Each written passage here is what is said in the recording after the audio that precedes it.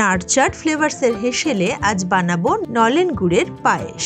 মা বলতো বাঙালির শুভ কাজে পায়েস না হলে নাকি চলে না, তাই বছরের প্রথম দিনেই নতুন গুড় দিয়ে বানালাম সকলের জন্য পায়েস। সকলের সবটুকু শুভ হোক, ভালো কাটুক 2026, শুভকামনা রইল। তার জন্য প্রথমেই 4 চামচ গোবিন্দভোগ চালকে 2 চামচ ঘিতে ভালো করে মেখে নেব। চালটাকে জলে না ধুয়ে এভাবে ঘিতে মাখিয়ে নিলাম।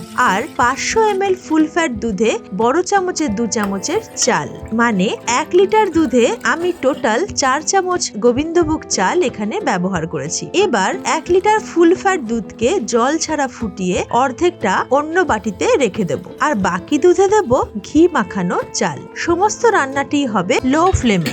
এভাবে ঢেকে ঢেকে লো ফ্লেমে নাড়বো, আর দুধ টেনে আসলে ধীরে ধীরে বাকি দুধটা অ্যাড করব। কনস্ট্যান্ট নাড়তে হবে, আর যেহেতু ফুল ফ্যাট দুধ তাই ওপর থেকে এরকম সর পড়বে, সেটাকে নেড়ে আবারও দুধে মিশিয়ে দেব। অন্যদিকে যে যতটা মিষ্টি পছন্দ করে সেই অনুযায়ী নেব নলেন গুড়। তোমরা কে কে এভাবে আমার মতো জল ছাড়া পায়েস বানাও জানাতে ভুলো না। তাহলে 500 ml দুধে 2 বড় চামচ চাল, এই অনুপাতে লো ফ্লেমে আর ধীরে ধীরে দুধ অ্যাড করে এইভাবে যে পায়েস তৈরি হয় তা এক কথায় অমৃত, মুখে দিলেই মিলিয়ে যায়। তারপর বাকি দুধটা ঢেলে আবারও একটু ফুটিয়ে নেব।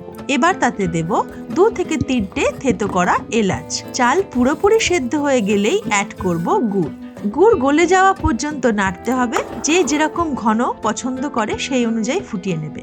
আমি ঠিক এই পর্যায়ে নামালাম। উপর থেকে কাজু কিশমিশ ছড়িয়ে নিলে রেডি নলেন গুড়ের পায়েস।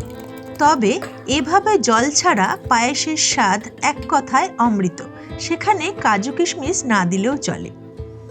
সকলে খুব ভালো থেকো, সুস্থ থেকো, দেখতে থাকো নারচাট ফ্লেভার্স, যেখানে রান্না মানেই গল্পের শুরু। টাটা।